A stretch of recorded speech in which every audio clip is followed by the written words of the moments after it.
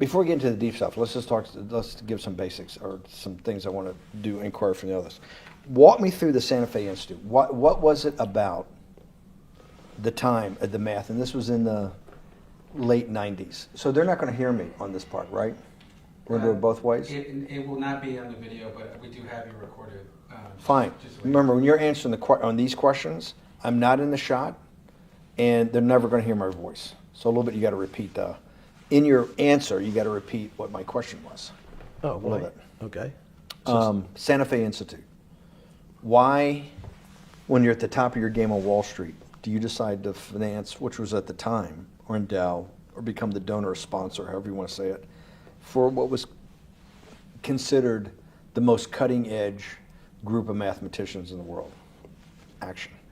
So Santa Fe Institute in the late 80s, early 90s, I was interested, I was on the board of Rockefeller. So that starts, Rockefeller University, formed by John D. Rockefeller to sort of give back to the community.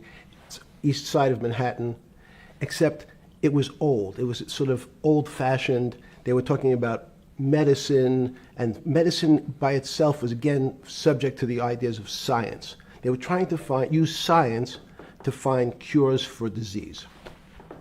And I said, no, we need to do something different.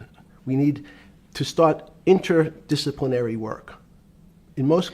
How did a schmuck like you get on the board of Rockefeller? What year was that? I don't remember. Late, I think 89 and 91. So that's one of the most prestigious research places in the world, correct? Yes. Okay, how did a guy like you get on the board of a blue blood, internationally known, hard research, Nobel Prize winners all over the place? How do they pick a guy like you, a trader from, or basically some guy from Bear Stearns? Good question. So I was asked to be on the board of Rockefeller, and I think it was, I was on the board of Rockefeller, there was a money manager who said, Rockefeller needs someone with financial expertise because the university is growing and there's lots of new things. You have to, again, we go back to the original discussion the last time. Up until the mid-'80s or sort of early mid-'70s, the most important thing was your name. If you were Rockefeller, you already were considered to be brilliant. If you were head of General Motors, it was your reputation. It was who you knew, who your family was, what was your character. And then in the mid-'70s, basically, if you remember, you probably had a calculator. It was very advanced in those days to have a Texas Instrument calculator, where it could, by putting in the numbers, it would multiply for you to do square roots. And that was the first, and everyone who had a calculator was already advanced on Wall Street. A simple calculator, almost like your accountant. The most important parts of business were really now going to calculations. So it's not only mathematics, but it's things that could be calculated. Reputation couldn't be calculated. I could give you, are you a 10 on a reputation scale, an 8? What does it mean to have a measurement of your reputation? We'll get to that later. But places like Rockefeller needed someone to say, look, we're entering a different world where numbers and the numbers of companies, portfolio management was going to be balanced. It was going to be statistical. Jeffrey, could you come on the board? Potentially sit on the finance committee, Nancy Kissinger and a bunch of other people. And David Rockefeller and I got along very well. He was an unbelievable human being. Respectful to everyone. He introduced his driver as his colleague, not his driver. He would never say, this is my driver. He said, it's my colleague.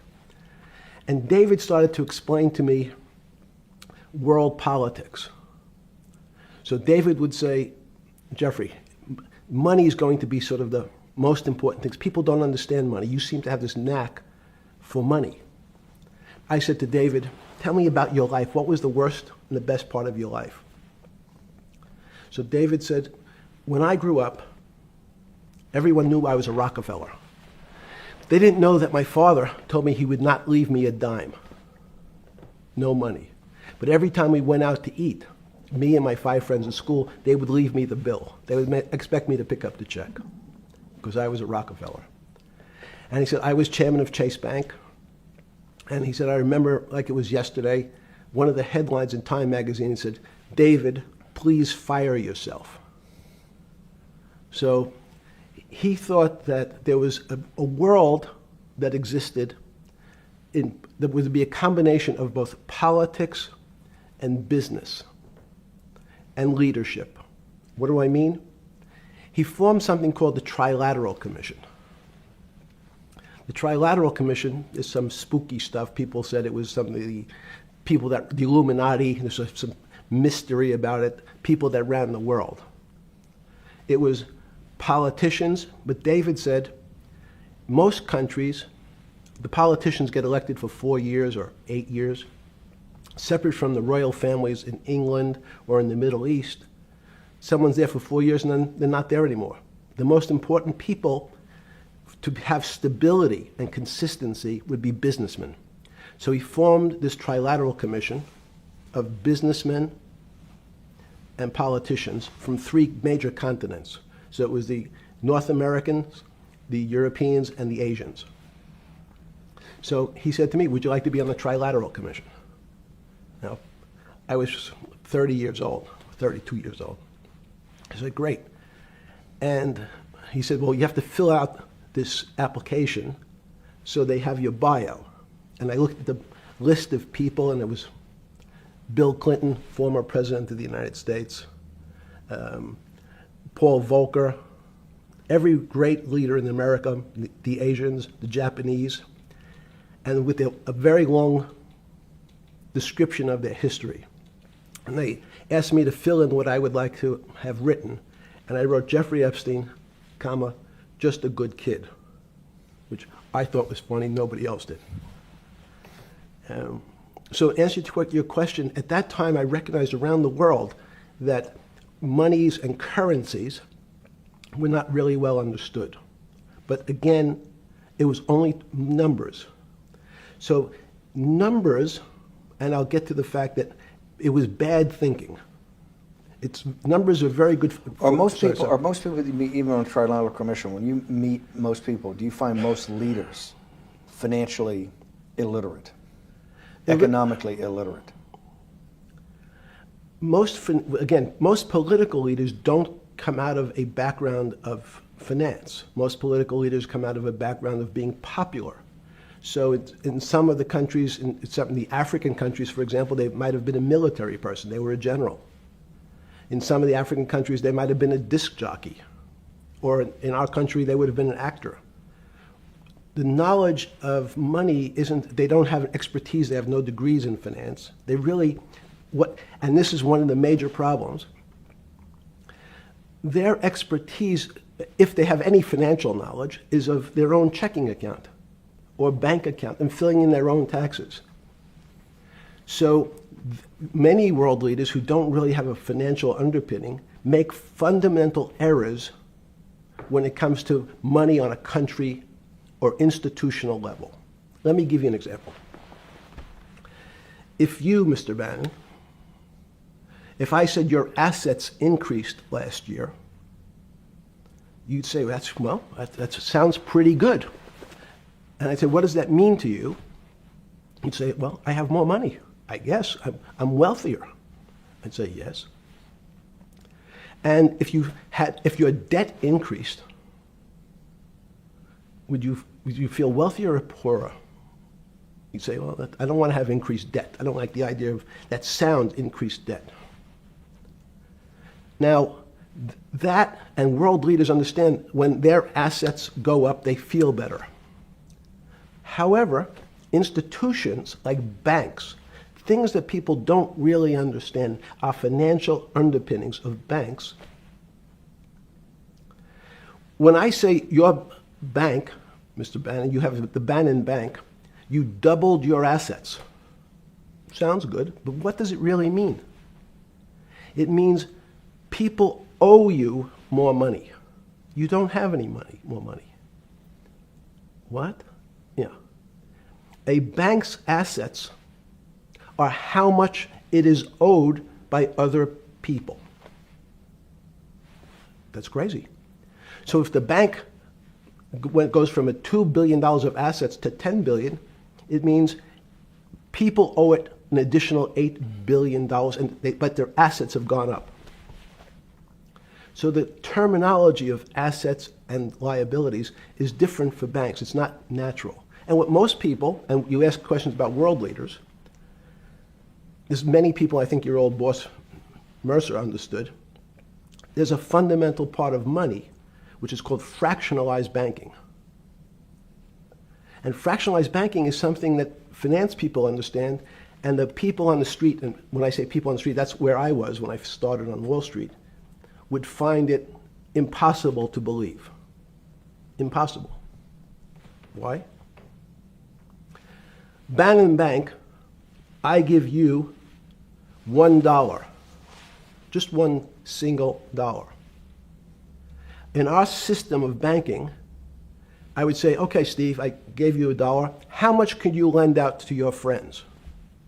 And your natural reaction would be probably something less than $1 because I want to keep something in my pocket. The way our system works is if you as a bank are holding my dollar, you can lend out an additional $8 or $9. No, it's impossible. I only have $1, Jeffrey. We have something called fractionalized reserves, which is if you have 1, you can lend out 9. That's the way our system works. And so not only do world leaders not understand banking, but the man on the street, my father who worked in the park department, it would be beyond his imagination that people could lend out more money than they actually had in their pocket. Next question. But how did this, in understanding that, when you get on something like the Trilateral Commission, you're on the board at Rockefeller, which is the most advanced research. You get brought into the Trilateral, which is the elite of the elite. How, since you're only at that time 30-something years old. 8 years from teaching at Dalton, right? You're Dalton. No, 10 years. 10 years teaching at Dalton. Yes. Walk us through. I mean, put us in the room. Walk me through exactly what it felt like. What it felt like being on the board at Rockefeller. We got these Nobel laureates, and you're sitting there making decisions, and you start to meet these people at Rockefeller. Now you start to meet these people at the Trilateral Commission. What did it feel like? It's a great question. So what did it feel That's like? what I'm in the business of asking. Yeah. What did it feel like meeting some of these people like Kissinger or Rockefeller? And those are two extraordinary people. But in general, I think the question, the people on Wall Street, I tell the story, the first day, one of the first days when I was in Wall Street, someone said to me, would you like to buy ATV? And I was looking in the brochure and I couldn't figure out what stock had a symbol of ATV. And when I finally said, well, I can't find it. And they said, what's the matter with you? Do you want to buy ATV? Which is, he was selling hot televisions, stolen televisions from the floor of the American Stock Exchange, referred to in common parlance as the televisions fell off the truck. So I knew what that phrase meant from Coney Island. But what I found was most people, be it in business, in normal life, or in the world leaders, don't really understand money. It is something they think about. They have a sense of what it is. They certainly want more of it. But they also make statements like, we want more money, but we don't want more debt, which just shows a misunderstanding of what money at its core really is. So most people don't, they want to make it, they want to save it, but to understand it intimately is not a normal characteristic. At the first Trilateral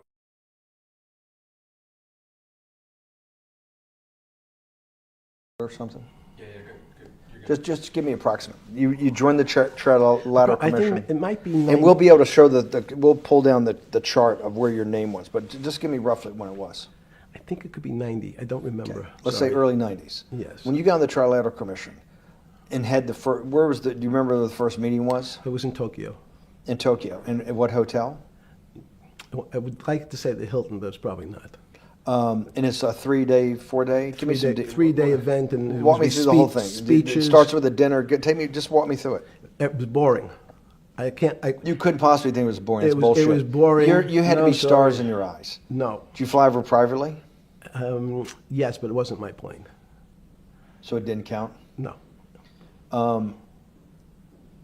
You fly over. Yes. And it was who were the first? Like when you first met those leaders, you had to be wowed. No. You're 10 years out of Coney Island. No, I'm not wowed by people of position. I'm wowed by people of great ideas. And I don't care if it's the bus driver. I don't care if it's the student I had who has teeth coming out in Well, every these direction. guys have to have great ideas. They're the leaders of the three great continents of the world: North America, Europe, and Japan. No, many of these world leaders become world leaders because they're popular and they were able to get votes or they were able to convince people to vote for them. I learned later. Many of them were just good at what they did in terms of politics. Remember, world leaders are politicians in general. They're not scientists, they're not intellectuals, they're not great thinkers, they're great politicians. At the first Trilateral Commission meeting that you remember in Tokyo, sometime in the early 90s, do you remember what were the big issues of the day that they were talking about, and what did you think about it? Yeah, in fact, it was funny because they were talking about inflation, and they were worried that what would happen, how do you control inflation? And as a mathematician, I didn't understand the concept. I don't understand the concept today. How's that possible? Well, when you talk about most things to do with money, money is meant to be local. It's US dollars. Then I understand what it means. If inflation, it means my dollar today inflates and it doesn't buy as much as it did a couple of years ago. The prices go up. It seems that everything is great, but in fact my dollar is shrinking in value. If you, and you're the financial genius here. I'm just a lowly M&A guy. Sure. If you let me finish the thought. Go ahead. So if you're in America, you can feel inflation. Your salary's gone up, but you can't buy the same car. In fact, it starts to feel weird because the value. This is why I wanted to ask the question then. This is my point. Sure. The people who live and breathe this, the central banks, have been haunted by the specter of inflation since the late 70s. Yes. First off, tell our audience, how did that happen? The two great financial events in the 20th century, I'm not going to get to the 21st, were the great inflation in Europe after World War I, the Great Depression, the hyperinflation in Germany that led to the rise of Hitler, and then this inflation in the mid-70s. Before you go to explain inflation, why is the specter of inflation always the central thing in central bankers' minds? Because it goes back to the first concept I said, the weird concept of fractionalized reserves. The system is not well understood. And most systems, in fact, are not well understood. We don't know how our digestive system. Stop. This is I impossible. understand. This is impossible.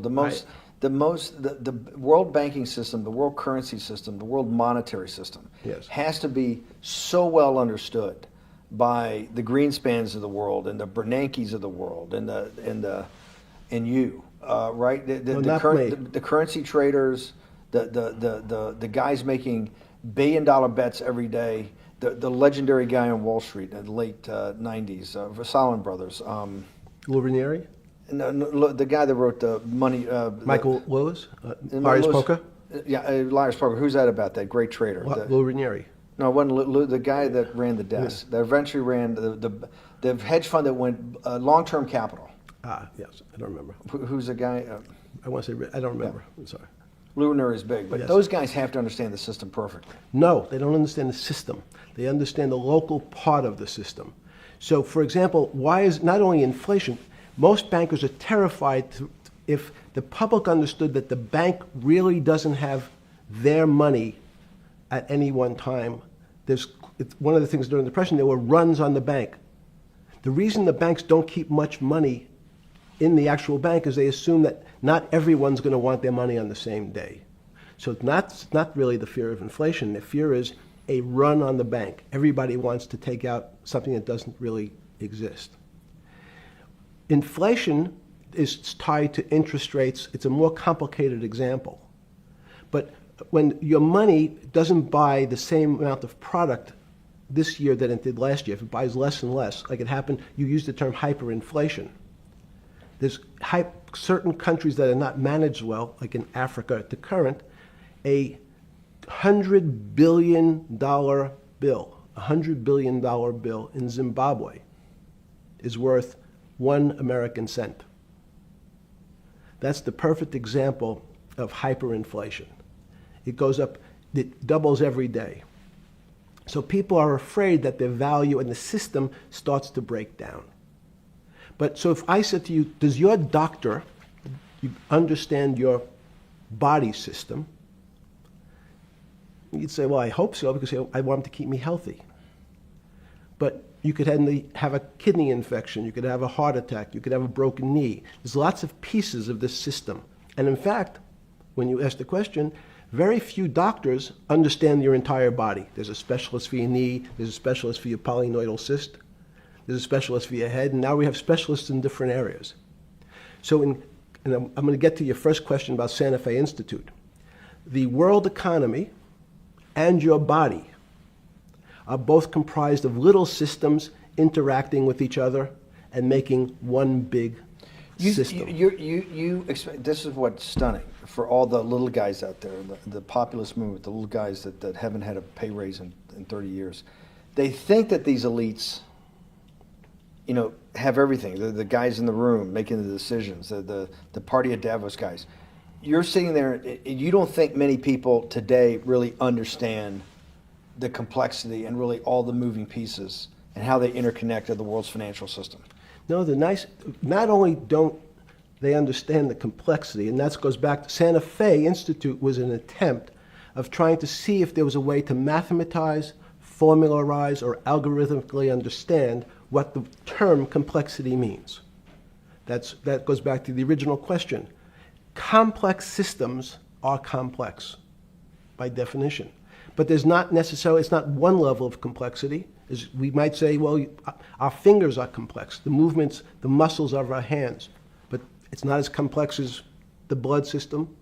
Now I have a circulatory system. I have systems on top of systems, so that there's no one group of or person that really understands the way the body works. There's no one group that understands the way the financial systems work. You might understand U.S. bond market. Now, you've asked about the trade of long-term capital. That was a bond fund, very small part of this very complex system. So the goal of the Santa Fe Institute was to see, is there a way to get in, somehow understand how complex systems interact? Fast forward, Steve, to today, where Google and these other engine companies, the other tech companies, are trying to build artificial intelligence. The strangest thing that they found, one of the strangest things, is that the systems that they design, this artificial intelligence, which a lot of people have heard about, is they design a bunch of systems. They're called neural nets. Terms simply taken out of brain work, neurons in the brain. Nets because they actually look like a net. They put in some inputs. The computers work, spit out an answer. Sounds normal to you. It's because you're thinking about that calculator you had in 1976 on your desk.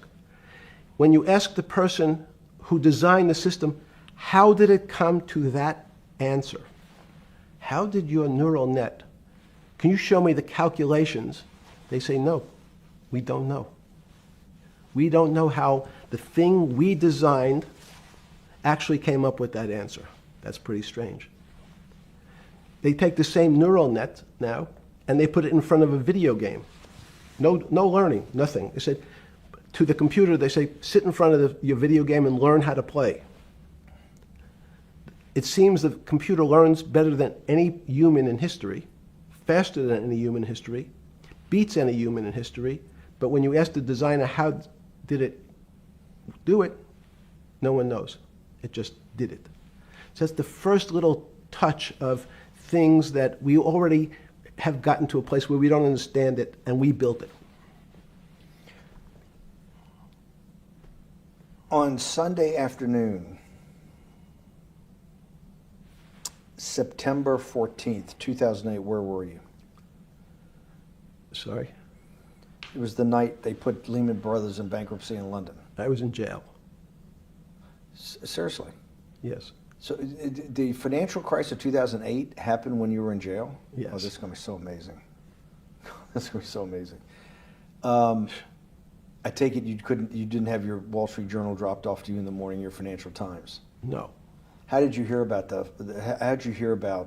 because I want I forgot about this, but yes. I'm trying to get, this is going to be amazing. This is, let's go back and do that again. Sunday afternoon, because I want to find out about people, the geniuses understanding the complexity of the financial system.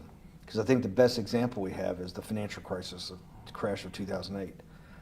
Sunday afternoon, September 14th, I think it was, 2008, is when they were working feverishly in Midtown Manhattan at the Lehman Brothers offices and at various law firms around town, and with the Secretary of Treasury and the Federal Reserve, what they're going to do with Lehman. They decided they weren't going to save it. And so they prepared to put it into bankruptcy at the open of the market in London the next day.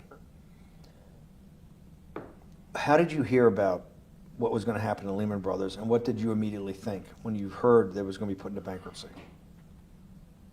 I'm glad you asked that question. I was in solitary confinement September 14th. And again, some of the public stories about the wonderful time I had in jail and my work release, which didn't come till months after. I'd been there since June in an 8x10 cell with a bed in the back, a 6-foot bed in the back, a chrome sink with a toilet attached to it, and a little piece of metal sticking out that was supposed to act as a table. Now, since I was in jail, there were no books. Why? There's no library. No library, but you're in jail. No, I was in jail, not prison. So in jail, I was in a place which is called the Special Housing Unit, which is for the roughest, toughest, meanest people. They had put me there, they said, for my own protection. So I was in a 8x10 cell with a little slit in the door where they would serve my food on a tray about 9 inches by 4 inches. And then as soon as I finished eating, they'd take the tray and close it down. And one of the guards said, do you understand there's Wall Street's crashing. I'm worried about my pension fund. What should I do? And I said, sorry, Wall Street's crashing? What's happened?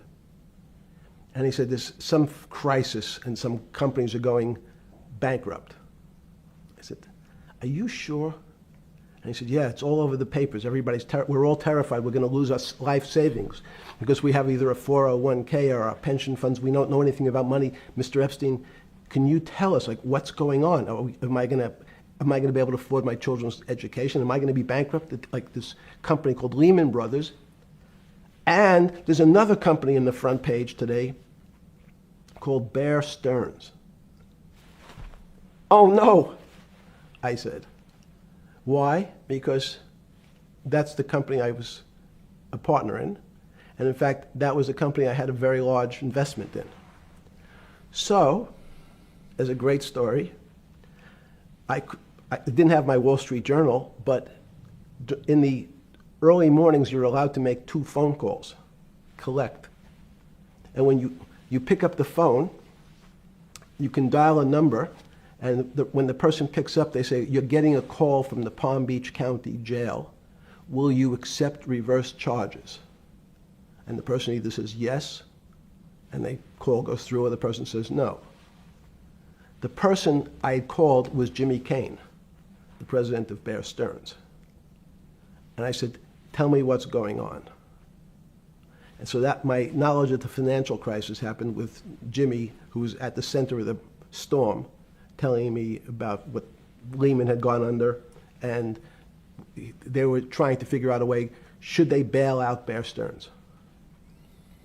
Did it strike you at the time of the mess you had made of your life to be in a situation that you're one of the greatest financial minds in the world, looked at by world leaders and asked your thinking by the most prominent and important people in the world, and here you are in solitary confinement. You got to make a collect call to somebody. Did it strike you at the time how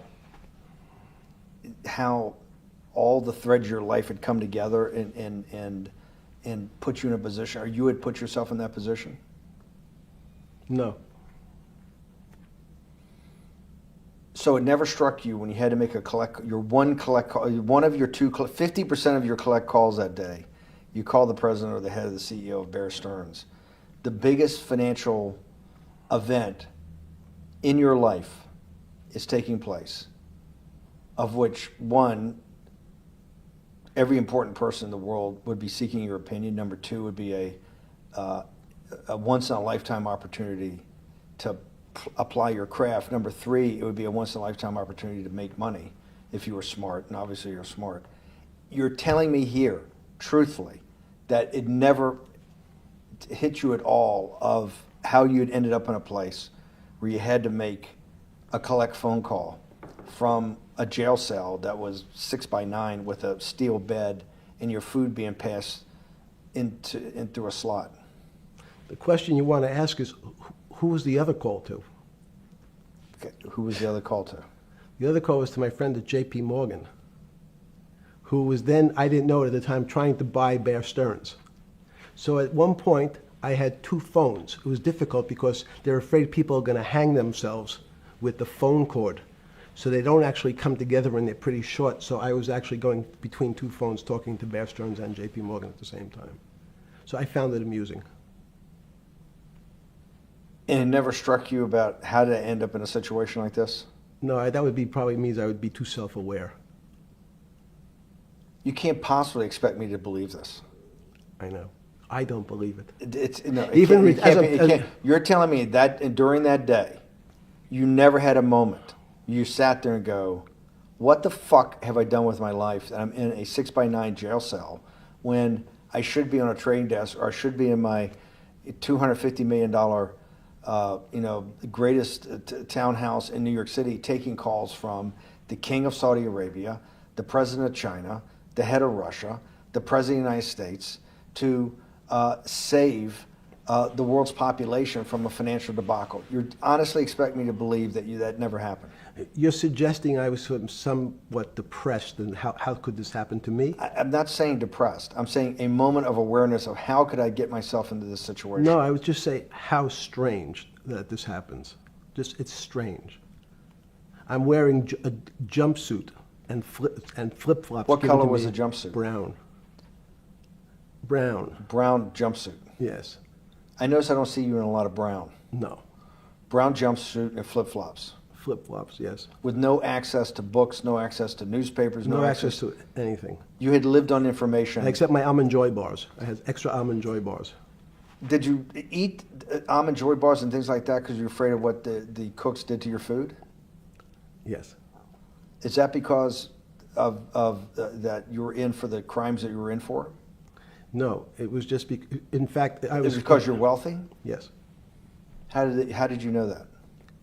Well, people would constantly come, if I was passing by or have to go for my medical, people would either ask to borrow money or make some other types of comments about... And In the beginning... what were the comments? At the beginning, what were the comments? It serves you fucking rich guys right that you're here next to me. There was nothing about your crimes. No.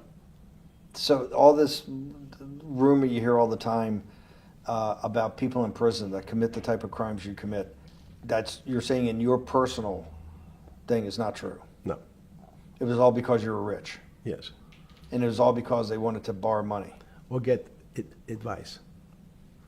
Yes. Where they get advice to Which go long. Yes, Are you telling me is this time to buy? You're telling me in solitary confinement they're interested in going long? Yeah. They want to know what does that say stocks... about human nature? Well, what I think that people find, one of the reasons they wanted to keep me in solitary confinement was they're afraid that everybody would want to know which stocks to buy. But what happened was, after this crisis, now it's on the front page of every newspaper. I don't want to lose this day. Sorry. When you first heard that, was it Bear Stearns had been kicked into bankruptcy, 6 months before? No, this is the same time. This is part of the same deal. I thought, no. Bear Stearns, they saved Bear Stearns and didn't save Lehman Brothers. That's right, it. they let 6 months Lehman- before they had bailed out Bear Stearns, but Bear Stearns was still a zombie, A shell of its former a self. former self. But they had quote unquote saved it. They admit. Why did they make the decision in your mind? Why did Hank Paulson and Bernanke what's this concept of moral hazard? Explain to the audience what moral hazard is, and why did they save Bear Stearns 6 months before, and why did the smartest guys in the room decide not to save Lehman Brothers? It's a good question. The real issue is I'd have to go back when you have these systems to the way your doctor responds to any type of emergency in your body.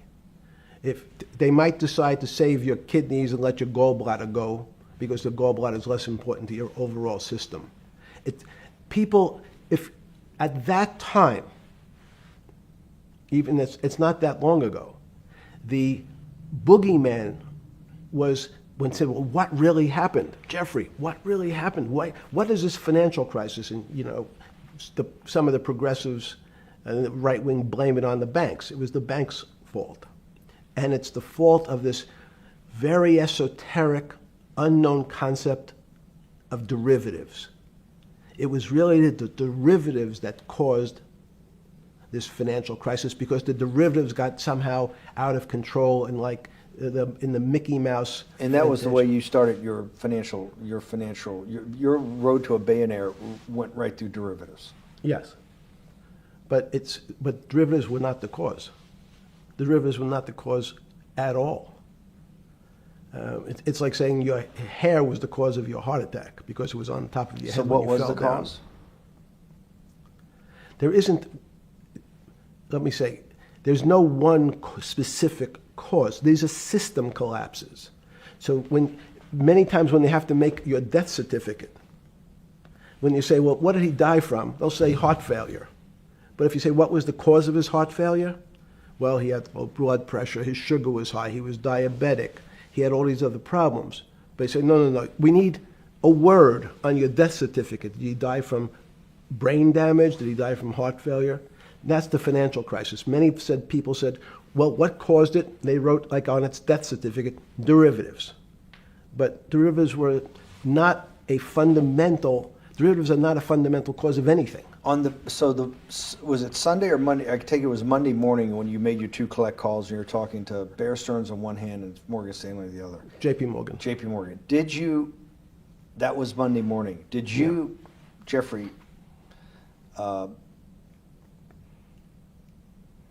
being one of the financial geniuses in the world, did you understand what Lehman Brothers is going into bankruptcy, the domino effect, that by Thursday the financial system would be under such extremis that if it didn't have $1 trillion cash infusion in the United States, it might collapse? Did you know that at the time? Did you view that at the time? Yes. You did? Yeah. Why? Again, I don't want to bore you or the audience with the idea of it's a medical procedure, but you had system failures. So you'd recognize that if I said to you, did you realize when your father was on the ground and he was clutching his chest and he couldn't breathe, it was a bad situation, he could die. That's how I saw it. Did you immediately think about the commercial paper market? I mean, the mechanical triggers that actually you had to blow through these circuit boards. Did you know the circuits? Did you understand the circuits? Or did you have a concept of the circuits that were going to get blown through? Yes, but only because of an analogy to a body. And in fact, from my telephones against the wall with my little metal wires, because the next day I talked to another person in Washington about the issues of what I thought was happening, and I made the same discussion about the... They were at the Treasury Department? Yes. So in a 6x9 cell in... The phones were outside the cell. In Palm Beach County, California? West Palm Beach, Florida. West Palm Beach, Florida. This was your juice diet. West Palm Beach, Florida. West Palm Beach, Florida. West Palm Beach, Florida. You're making a call to Washington, D.C. to talk to some deputy secretary of Treasury. Someone in Treasury. Right. Someone in Treasury. Right. And that does not, the night before you go to bed, it doesn't dawn on you at all. You never have a moment of self-reflection that, how did I end up on this metal cot when I should be at the center of things? No, I had a telephone. So I've said, I can talk to, it makes no difference where I am, in fact. I'm still talking to the same person if I was at my home in Palm Beach. But I'm the here in difference is you're jail. home in Palm Beach. I can dial my That's a own bull- phone. That's bullshit. No, but you can also make 1,000 phone calls. Here you got to make one, and he's got to take. Think the how much charges. better that was. I had to decide who was the right person to call. That was unusual for me, because I would have called 20 people And before. what was the advice you gave him? I said, you have a sick patient, and it's very much like a sick patient in the emergency room. You can't think about it like your car. People in normal walks of life think about money and things as a machine. And unfortunately, so if your car breaks, cars are always easy to fix. My jets, my cars, if it breaks, I know it can be fixed because it simply follows the same pattern. If this part breaks, you replace the part and the thing works again. People and the financial system are not machines. They can't be fixed the same way. You can't simply take out the bond, put some more juice into the commercial paper market, and that's like replacing the carburetor on the car. It's much more, I have a patient who can't breathe, has a stomach problem, can't see, looks bleeding at the same time. What do I do first? I have to think about it as a system. Where's the most logical place? What's the most dangerous place? If your heart stopped, we have to start your heart again. In the equivalent to the money market, why do I have to start your heart again? I need to get your blood flowing. If your blood stops, you're dead. If liquidity, which is the equivalent of blood in the financial system, dries up. And what's liquidity is basically cash, putting cash into the Forget system. about what it is. Okay.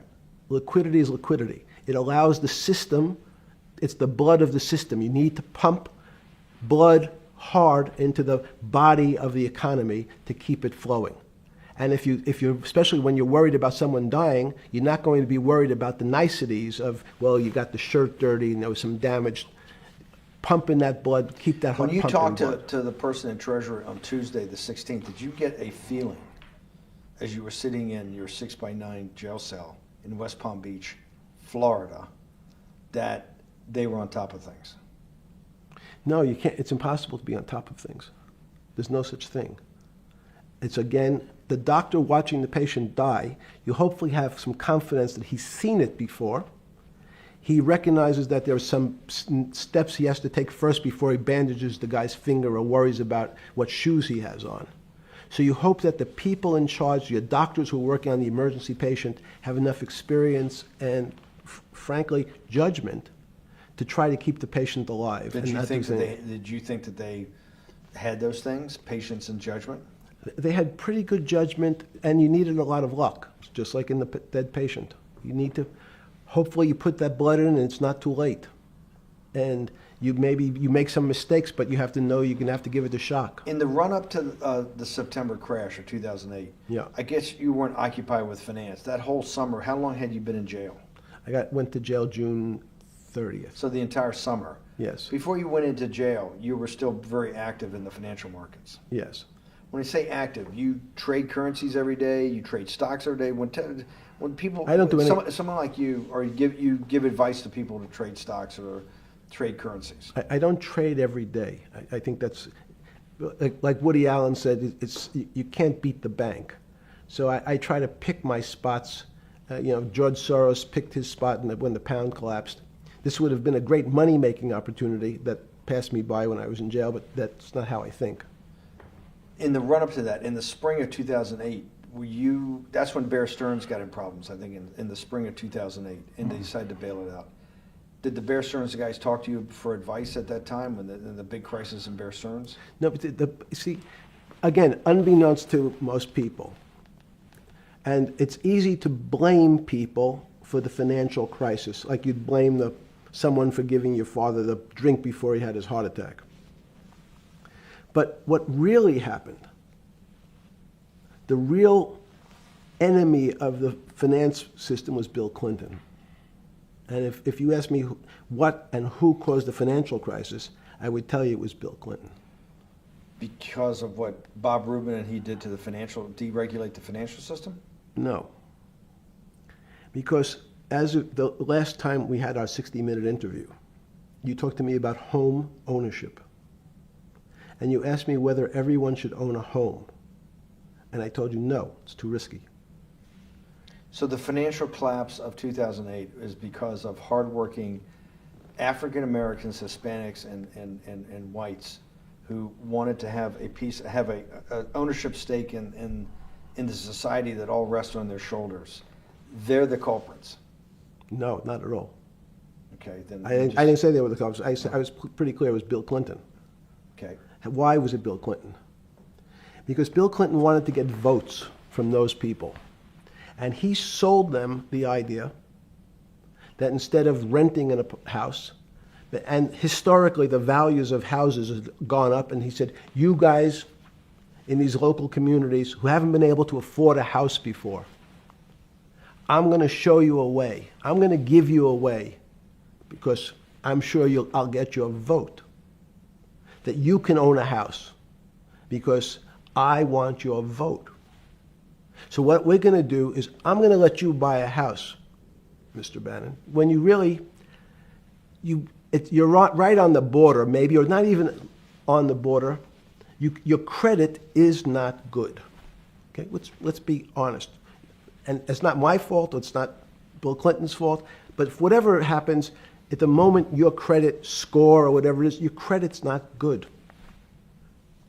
Now, normally, you come to me and want to borrow money, I'm a bank, and I say, I'm sorry, Mr. Bannon, I can't lend you money because your credit score is not up to where it needs to be. Hopefully, if you work harder and clean up some of your problems, it will be. But no, what I say to you is, I'm going to figure out a way to lend you, not give you. I'm going to lend you money anyway, though you don't have a good credit score. And don't worry, I'm going to get rid of the term that you don't have bad credit. Bad credit sounds pejorative. You don't want to be a person. Sounds judgmental. Yes, sounds judgmental. So what we're going to do is we're going to call your credit situation subprime. Oh, nobody knows what that means. Subprime. That means prime is good credit. Subprime is not good credit, less than good credit. So we'll call it something that people really won't follow, and we'll tell you what. We're going to have people lend you money, though you are a subprime borrower, and I will figure out some government agencies to guarantee your loan, though I don't think you're a good risk. So the banks say, no, no, no. We don't want, initially, the bank said, sorry, this is too risky, Mr. President, for us. We're in the business of managing risk. It's not our money. It's the hard-working people's money sitting in our bank. We can't lend to people whose credit is not prime. You're asking us to lend to people who are subprime. And he says, here's the key, if you don't, Mr. Bannon, I'm going to make sure the Justice Department charges you with discriminatory lending because you refuse to lend to my subprimers. In business terms, you should never lend to. But what we'll do is I'm going to form an agency called Fannie Mae and Ginnie Mae, just another agency names. They'll guarantee your loan. So don't worry. Don't worry. You don't have to pay it back anymore. Even though and maybe you don't even have to work as hard anymore. That's probably a harsh statement, but these players, these two big firms, Fannie Mae, will guarantee the fact that that bank will receive its money. Now, the bank says, wow, best deal in history. I refused to lend to Mr. Bannon, but now he has the big brother, his Uncle Sam. He went to his Uncle Sam, and Uncle Sam says, I'm guaranteeing it. The bank says, I want everybody. Give me as many people as you can give me, because Uncle Sam is the best credit in the world. Not only it's the United States government. We'll take it all. We'll take as much subprime as we can handle. because it's the best investment for the moment. It's a strange investment because it has politics that has inserted its way into the numbers. Politics doesn't belong in the markets, but now we're going to have, I want the votes, we'll make guarantees that you who can't get a house normally will be able to get a house from the bank. The bank says, this is the best deal in history. We will package 100, 300, 1,000 of you subprimers, and we'll sell it off to somebody else. And the whole system becomes mired in subprime mortgages. That's becomes the issue. What do you mean mired? There's just too Well- much supply. It's a supply-demand problem. You get too much supply. No, it's a very good question. What does too much supply mean? Well, then you get to people, go back to your first question to me,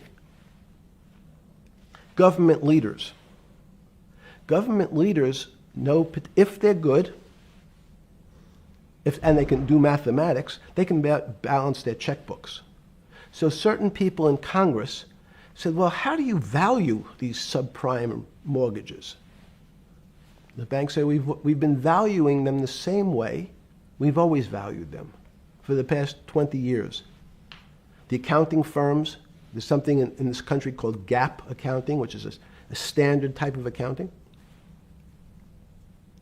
And we account for them the same way we've always accounted for them. If we paid $1,000 for your mortgage last night, when we put it on our books today, we're going to say its value is $1,000. It makes sense. I paid for it last. What's its value? It's $1,000. That's what I paid for it last night. No. The Congress people said, that's not really a good answer, you know.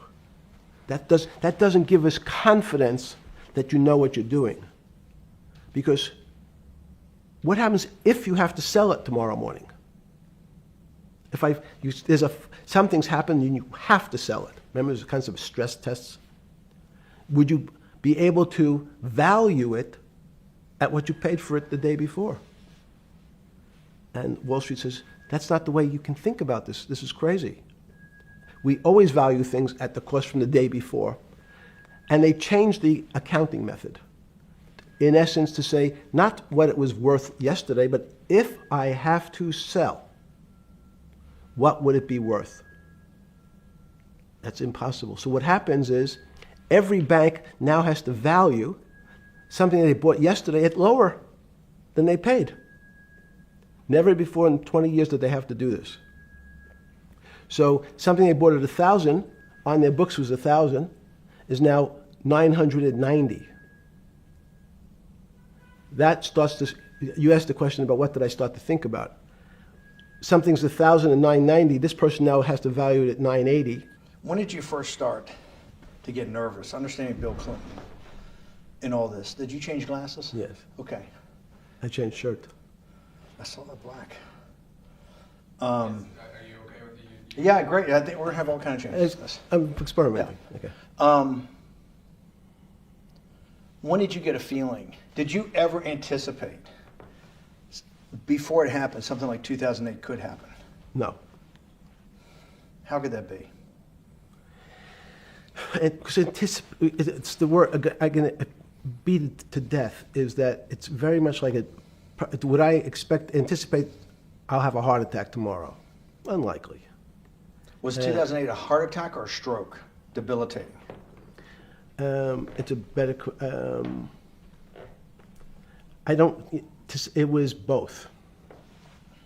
But why was it both? Because in fact, as I said, the blood was getting dried up in the system, and the head, which is sort of the central bank, wasn't working. So to some extent, it was a combination. It was a crisis. Did you see that building up over time? It's always been lurking in the background. I mean, if you have an older parent, would you say it's possible? Did you anticipate him having the heart attack today? No, you hope things are going to go better and maybe they'll fix it up.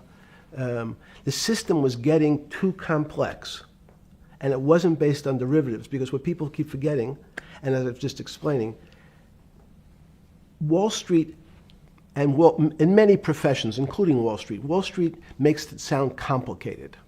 They don't want the little guy to understand what they do because they make so much money and they don't do very much. So they couch it in words like derivative and stock options and commodity futures and different types of contracts. It's all fairly, everyone is capable of understanding it. It is not complicated. But Wall Street, because they make so much money from doing fairly simple things, needs to make it more complicated than it really is. We had a very big recession in the early 90s based upon real estate and Japan basically imploding. Let's again, Okay. you had a recession in the 90s. I don't know what it's based upon. It's always interesting to look back and say, separate from there's certain triggers, like there, in the 70s there was a... What do you think it was based upon, the 90s downturn? It's clearly there was a huge downturn. No, I know there was a downturn. That's what I know for sure. I don't. That's a fact. That's all.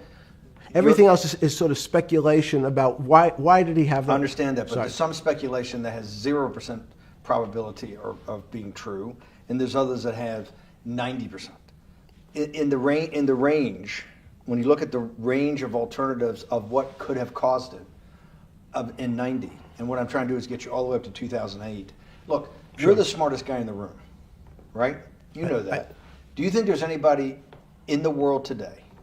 Oops, this is going to be a bad question. No, but do you think anybody in the world today, the Alan Greenspans, the Bernankes, is there any central banker you know, any partner of any Wall Street firm, any guy running a trading desk, and I would take it that would be, or anybody at a Larry Fink at BlackRock, Steve Schwartzman at Blackstone, the top 100 financial guys, and let's throw in a couple of Nobel economists, and let's throw in the best professors at Wharton, at Harvard, at Stanford.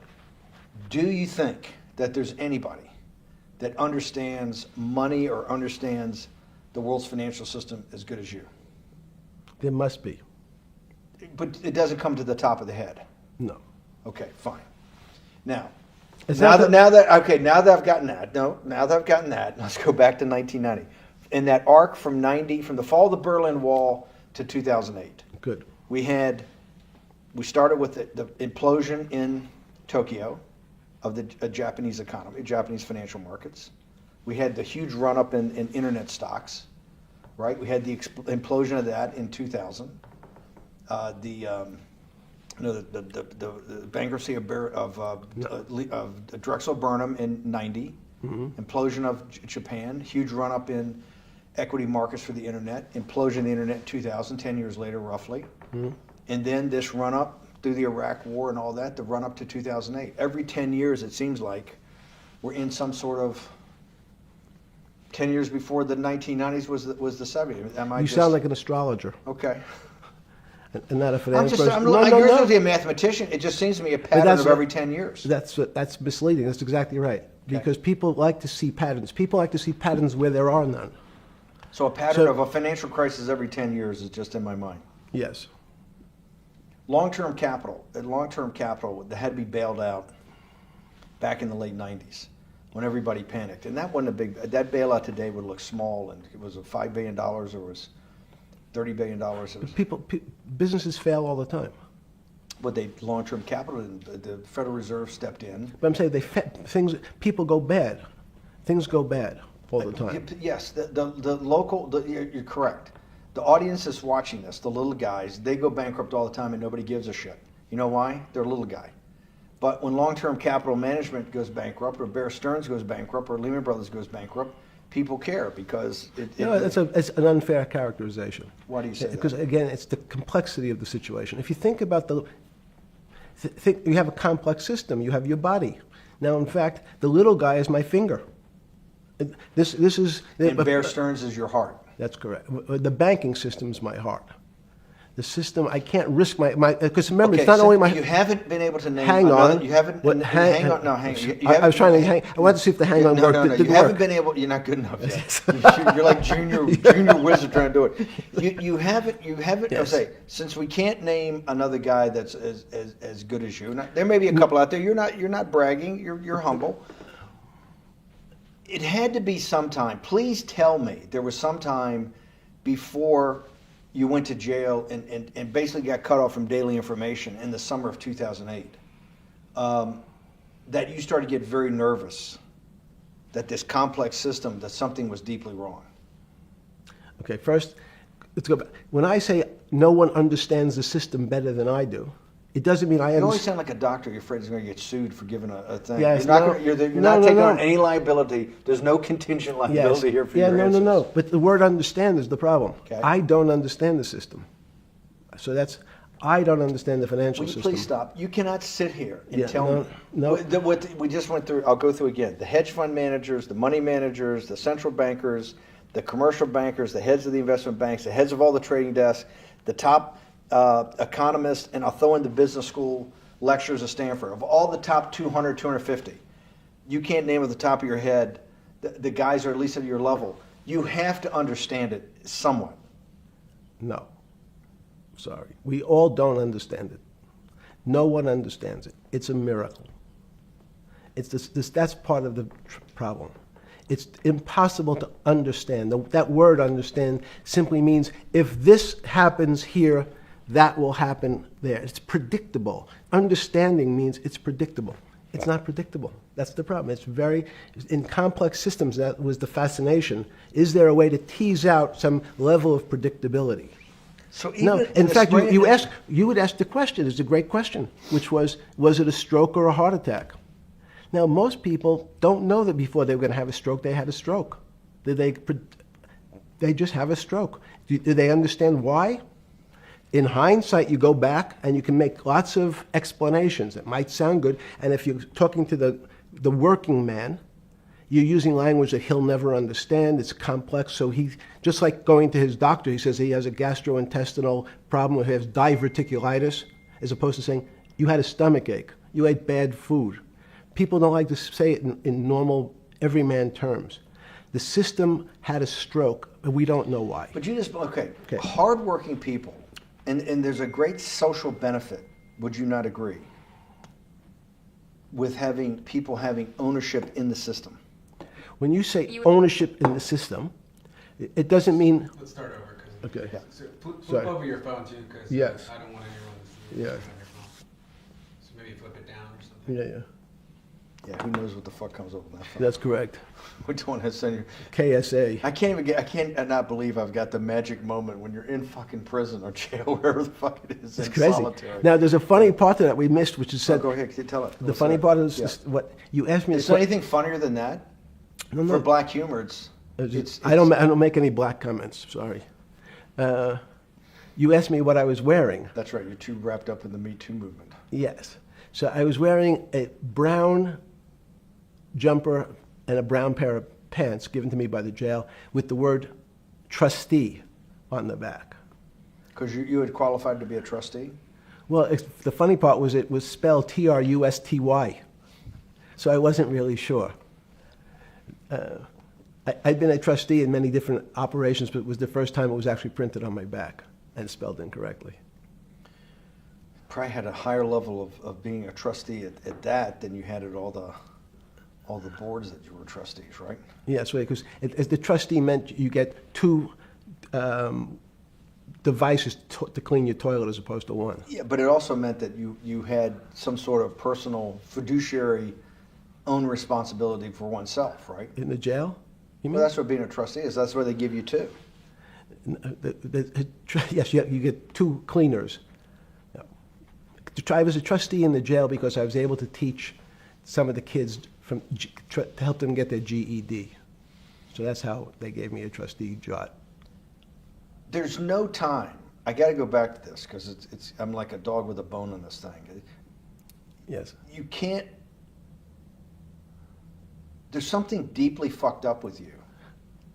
At least something. Well, we know there are things deeply fucked up with this. You will get through in this film, Right. but you cannot possibly sit there, knowing that you came from nowhere, knowing that you went to the very top of what is considered outside of science and maybe physics, the thing people most admire because it's like alchemy, understanding high finance.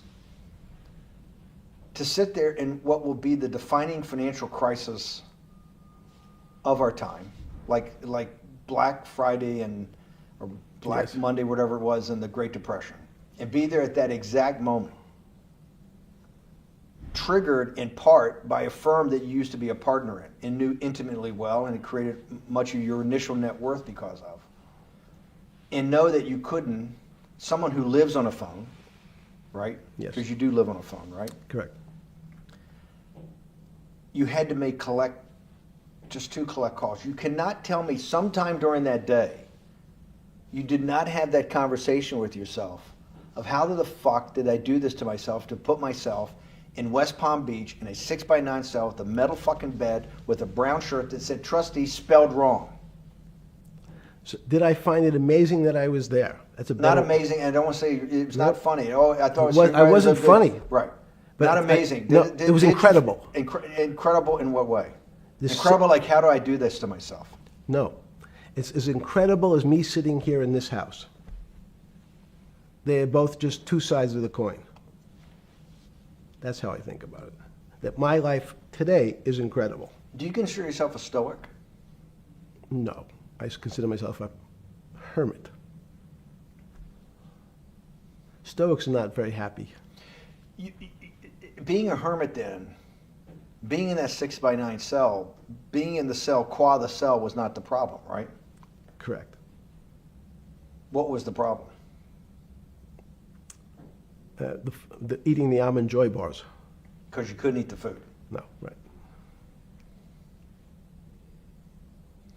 And but remember, my life is. Did that ever strike you that I can't eat the food because somebody might have done something to it? I gotta live off an almond joy bar, 1 a day or 2 a day or whatever. How many ever sneak in a day? No sneaking in.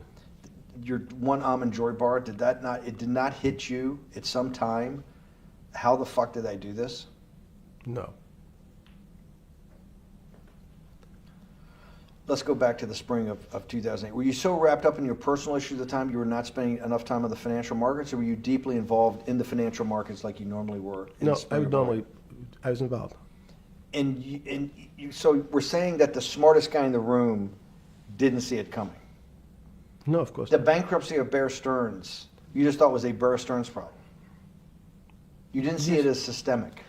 I know you keep harping on it, but it's not. Because you're a mathematician and understands systems. I- It seems that anybody that understands that they had a systemic problem, you at least be the first on the early search radar. If you're not going to see it, then I'm really afraid, because that means that I always assume there's at least a set of guys out there that have some sort of sense that something's not right. Imagine the guy who has a stroke or had the heart attack. When you ask him, did you feel funny the day before? He's going to tell you, yeah, I didn't feel right. Something was off. I didn't feel right. I had my stomach was right. I felt a little dizzy. I felt a little weak. But if you asked him that day before, do you think you're going to have a heart attack tomorrow? He'd say, no, I just feel a little weak. I'm a little dizzy. My stomach hurts. So these systems, and that's the issue of complexity. What complexity says is that, in fact, everything seems to go along, and people have seen it. One of the great examples of complex systems is sand dunes. In fact, the sand keeps building up. People have seen some, and all of a sudden, one more sand drop, and all the sand starts running down the hills. That's the way I see the financial markets. When you funded Santa Fe in the early 90s or late 80s? I believe it was early 90s. I can get back to you. But early 90s, Santa Fe was funded for the study of complexity theory. It was studied with math. So let's back up. So why did I buy a ranch in New Mexico in 1993? So that gives you some sense. So I would have funded it in 1990. Los Alamos, which was the high energy lab up in New Mexico, was losing all its scientists. And They were Los closing- Alamos, it was where Oppenheimer and where a lot of the nuclear weapons program, the bomb. That's where the original bomb. Manhattan Project. Manhattan Project Yes. was Yes, sir. as Los Alamos, and you bought your property out in New Mexico to be near that? Yes, because the scientists were going to be, they cut the funding for high energy physics. But the people who worked in Los Alamos would still be in the Santa Fe area. They cut that because this was the Cold War dividend, right? I don't remember exactly why. It was because, again, people thought that physics and high-energy physics really wasn't that important. Because that was about nuclear weapons. No, it was because they decided, which may be not right. This was the same time that Murray Gell-Mann came up with the term quark, Q-U-A-R-K. He picked it out of an old poem, the word quark. But it was mysterious. So they were starting to understand in the 90s that our world of the physics world, there was things that were just unexplainable. They called it strange things. You gave it a name. You gave it some characteristics. You called it had charm. It was one of the terms. It had a charm. It had a flavor. It had a color. But no one, Mr. Bannon, understood what it was. Just like the financial system. And you wanted to investigate that. I wanted to see if we could build tools so others smarter than me could help investigate it. And that was the beginning of your concept of the Santa Fe Institute. Yes. And Santa Fe Institute was founded to do study in this type of... Can these areas of strange things be described by some form of mathematics? So that's what I'm trying to get at. The foundational thought, the organizing principle of Santa Fe, yes, in the high physics lab at Los Alamos, right, which had been the headquarters of Manhattan, and the Trinity Project, right, the bomb. Yes. So you're talking about the elite, the high priest of physics. Of physics. Yes, sir. Which high priest of physics, some subset of that is also mathematics. Yes, they're both similar. Project out. One of the tools you want to do is to make sure that in this complex system, the finance system, I'm doing a lot of this for philanthropy and a lot for the good of mankind, but also to be able to understand this complex system, the most complex outside of maybe our body, of the financial world. Yes. Did they create tools, or were you smarter in then the mid-aughts, 15 years later, than you had been then because of work that was done at Santa Fe? No, it was great.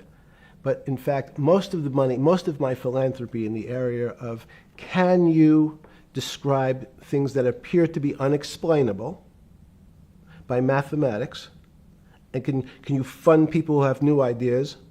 And unfortunately, when someone thinks they've been able to, there was a man, Stuart Kaufman, when they think okay, I figured out how to be able to predict the unpredictable, what appears to other people to be unpredictable.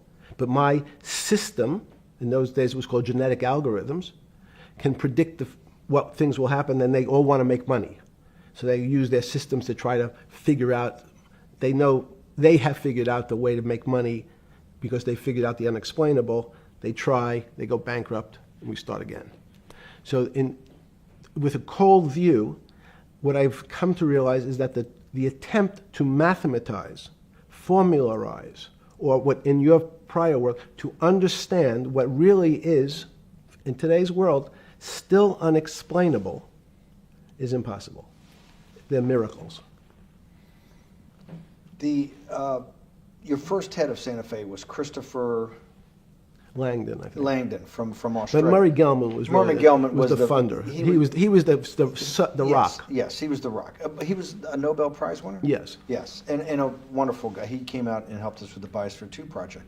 He came with Chris Langdon. Yes. Chris Langdon was the operator, the day-to-day guy. Chris was doing artificial life. Right. Murray tried to lead his own artificial life. Yes. When Chris came to Biosphere 2 for the first big conference we had in 1994, he was one of the most impressive guys there among all the world's elite. Kew Gardens, the Lawrence Livermore lab, the labs at Sandia, all the major universities, Lamont Doherty, all the big Earth observatories, Woods Hole.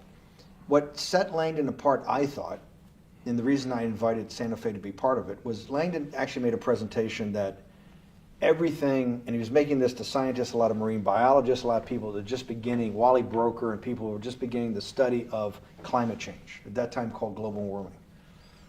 That he made this compelling presentation that everything's really mathematics. Yes. It's all just back to math. And you have to, all these experiments you do, you're not, one of the reasons they're not considered by the high priest in physics as being real experiments is that they don't have a mathematical basis to it, and everything has a mathematical basis to it. Langdon seemed like a radical visionary. What happened to that concept? You go back 350 years. So you have Isaac Newton, you have Leibniz. From move forward, you have people like Heisenberg and Gödel, and what every one of those mathematicians and philosophers came to understand is that there's numbers can describe certain things, approximate certain things. But in fact, trying to put measurements and numbers on other things that are really unexplainable is folly. 300 years ago, they said that unexplainable realm was God. And people who attempted, in fact, to explain the unexplainable, who said, yes, I understand the unexplainable, were charlatans, they were the occults, they were the astrologers, they were the con men. Alchemist.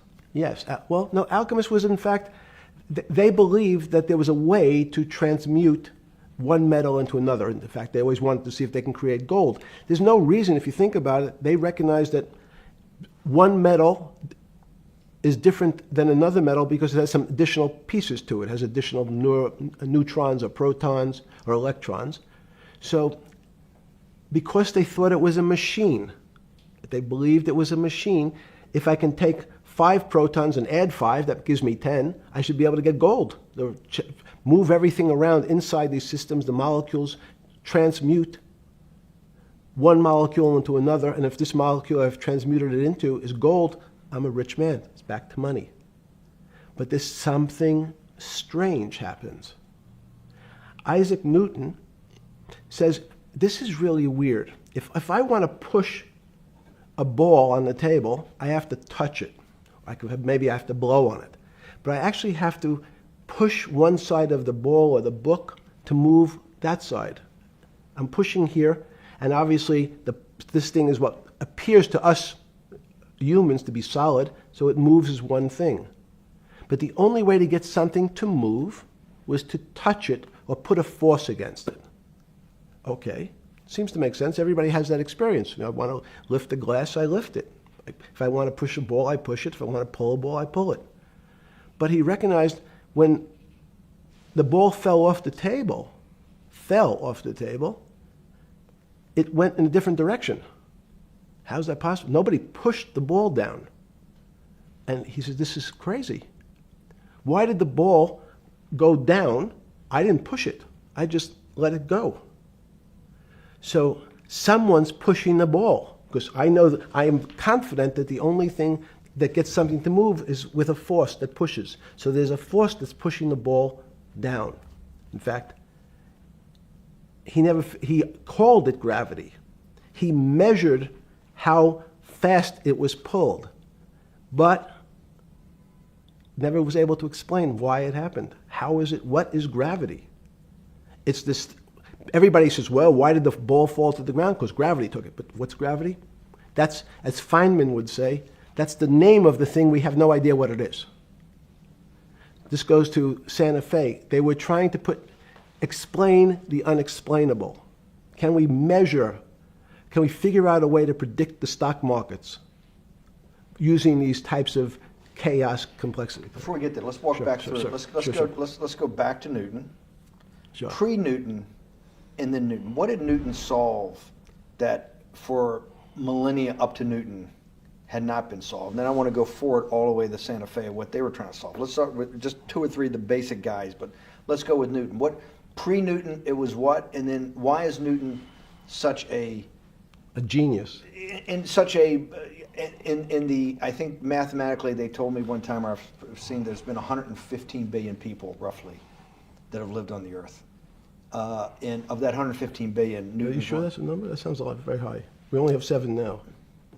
I think in the history of the earth, I think I'll pull up the stat for you, but I think it's 115 billion people. They figure that probably is inflation. That's why you have lived on Earth. But he's one of the handful of the most important. What did he solve for? Why is he so important for how we live today? And then we want to go through Leibniz and the other, 3 other major ones to get us to Santa Fe? Well, it's a long journey. This is the heart of what we're trying to do. Let me take a bit of a detour just Okay. a second. What if you went to high school and the last year in your high school, you took calculus? So Isaac Newton sort of invents calculus. Well, that sounds invents. Mathematicians. To torture seniors in high school before they graduate. Yes, but obviously no. Yes, the answer is yes. Certain people could never do calculus. Why is it? Why is calculus so? Why is that the dividing line between, to me, people who can handle that and can go on to do certain things, and people just hit the wall, even if they know math? It seems to me that there's that calculus is the thing that changes. It bridges. That's because it's about the theory of change and the theory of how things change. It's a great question. But in fact, what calculus does is it's somewhat philosophical. That's why mathematics is Newton wasn't a mathematician, he was called a geometer. That's what they used to call themselves. They understood geometry and numbers. But there's an old conundrum where it says, during Pythagoras' days, Zeno's paradox it's called, where they said, well, if the wall is 2 feet away from me, and I take one step that's halfway to the wall, that'll be 1 foot away. And if I take another step that's half again, that'll be half a foot away, and then a quarter of a foot. I could walk forever but never touch the wall. Doesn't sound realistic, doesn't make any sense in our real lives of the physical. But what Newton understood is many problems were like that. Many things approached the wall, or in calculus, approached the limit, but never really reached it. So he said, it's okay, you don't have to reach it. We can do lots of the mathematics as if it was so close, it was almost there. And we could do lots of mathematics almost being at the limit. And this is really important, Steve, for today. Because most of the science up until today was things that are starting to approach the limit. You were taught in high school that if you had 1 divided by 0, if you remember your high school algebra, you were told, what's the answer to that? Is there an answer to 1 divided by 0? No, if you were in high school, I'd say, stay away from it. It's the boogeyman. You could write it down as it's undefined. It's not able to be determined. There's a bunch of things.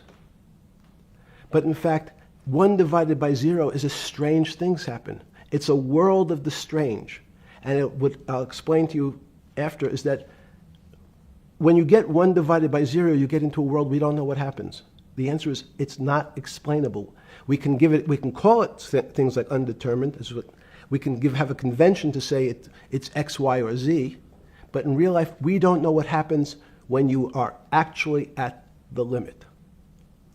So Newton thought the same concept, is that the limits were God. You got close to God, but you could never be God. He had this sort of religious interpretation.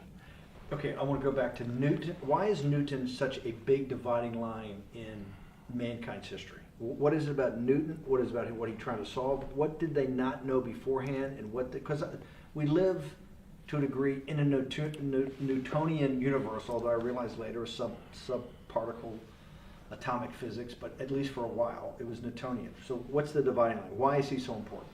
Why is he an inflection point in mankind's movement from the swamp to the stars? It's a great question. Stars were by Kepler. What Newton starts to allow us to do is to make accurate predictions. Remember that we've talked about that with money, about the things in our physical world, how cars, he didn't have cars, how horse carriages moved, how bowling balls moved, how pool cues and pool table balls. Had people tried to solve that before Newton? Many. Heraclitus or Plotinus, Pythagoras, had these greats that we hear about, had they tried to solve the same problem?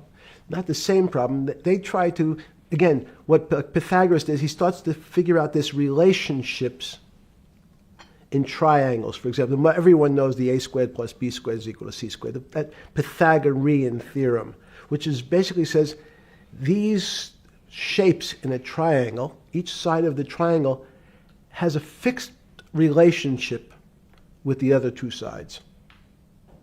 That's strange. He knew, again, but it was all numbers. This was a system of things in the physical world, and Pythagoras says we can start putting numbers on things that help you predict how they will behave. You can add two triangles and make a square, some different shapes. They were looking at geometric forms.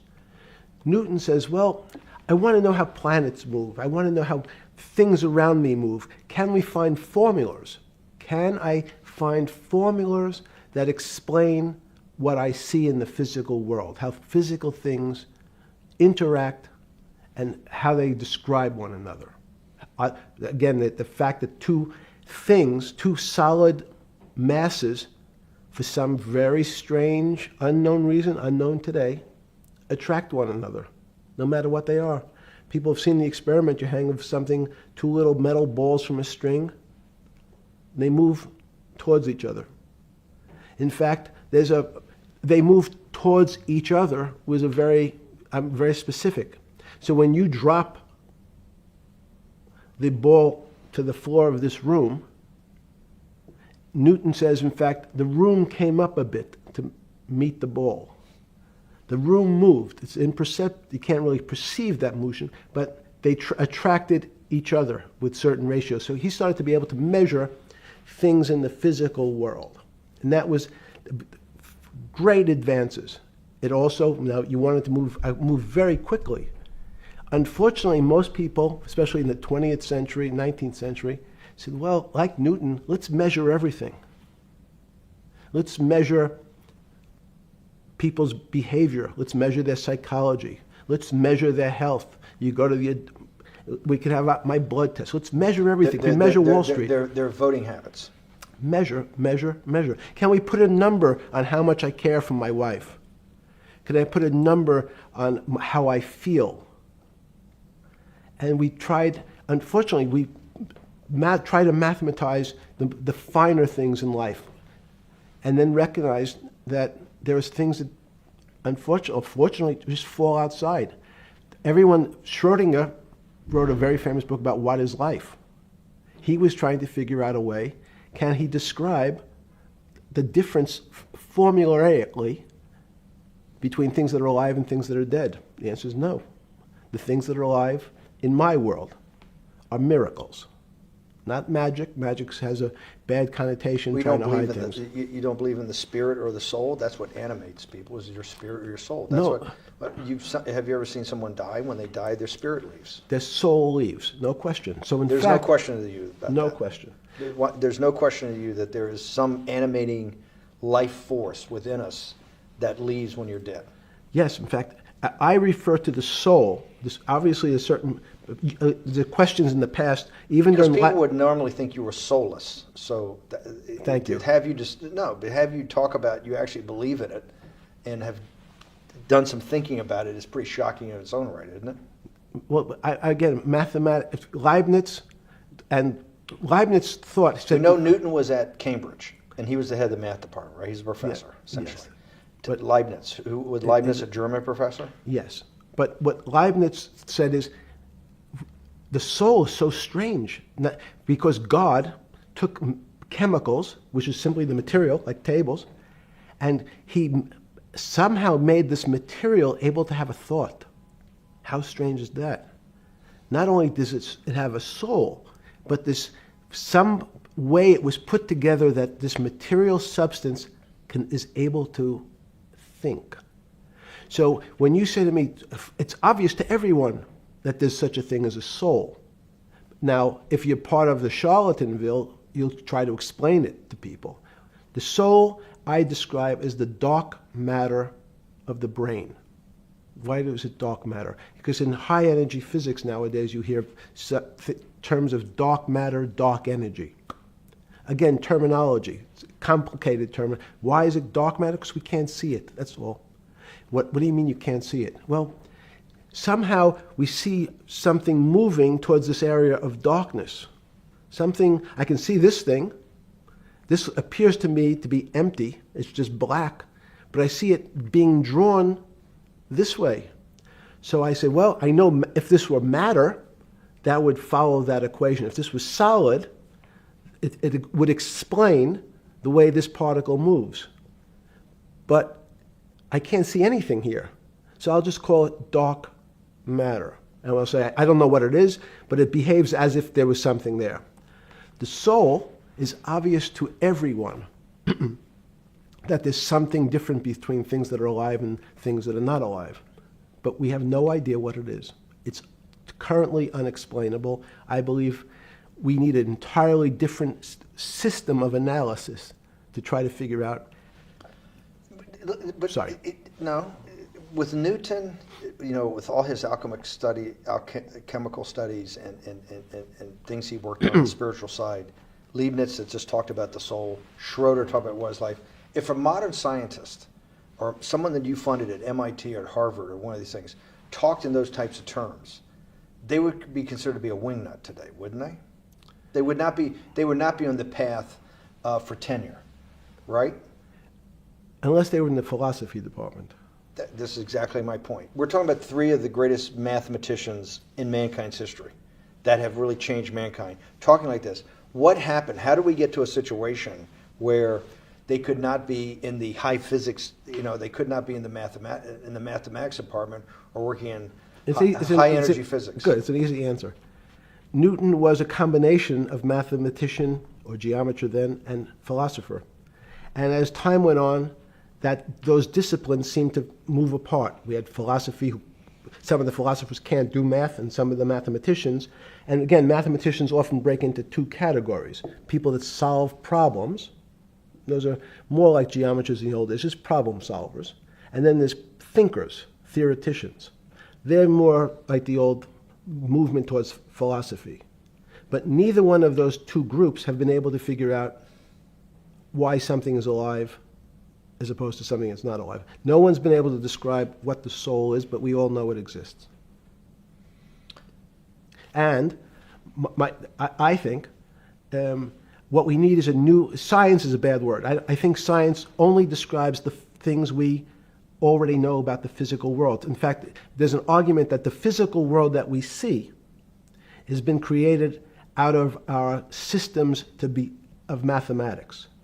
Mathematics, everyone knows mathematics describes the physical world much greater than it should, unless my view, the physical world really comes out of conscious beings that have mathematics. So they create it. This table appears to you and I to be solid. To a bat, because we have light that's bouncing off the table into our eyes, it appears solid. If instead of eyes that responded to wavelengths of visual light, our eyes responded to radio waves, the radio frequencies, it's not different, it's the same type of frequency as light, but different speeds, the table's invisible. We know that our phone works in this room. So the waves are coming through the windows, the waves are coming through the walls. So the walls are invisible to that type of radiation, that type of energy. The walls I can see them because my eyes, a physical system determines that the walls are there. You, with Murray Geldman, you founded, or were the original donor, and had the idea of Santa Fe Institute.